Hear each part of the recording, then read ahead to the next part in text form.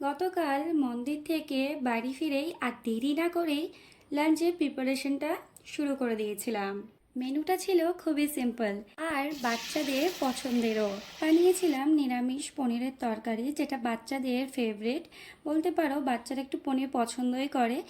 আর নারকেল দিয়ে ছোলার ডাল, সঙ্গে লুচি। তো তোমাদের দেখালাম কড়াইয়ে সাদা তেল গরম করে তাতে আমি আদা, জিরে, কাঁচা লঙ্কা ও টমেটো বাটা দিয়ে তার মধ্যে কিছুটা কাশ্মীরি রেড চিলি পাউডার ও লবণ দিয়ে কষিয়ে নিয়েছিলাম।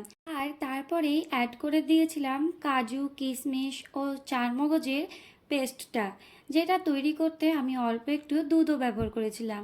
তারপরে পনিরের টুকরোগুলো অ্যাড করে সবশেষে ছড়িয়ে দিয়েছিলাম ওই ভাজা মশলা গুঁড়োটা, যেটা অ্যাড করলে এই পনির গ্রেভিটার মধ্যে একটা আলাদাই ফ্লেভার নিয়ে আসে।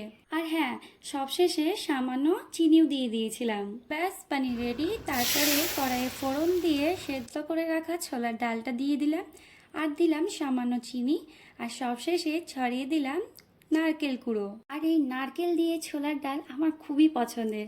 তারপর গরম গরম লুচি ভেজে বাচ্চাদেরকে দিয়ে দিলাম, আর সঙ্গে নিজেও নিয়ে নিলাম।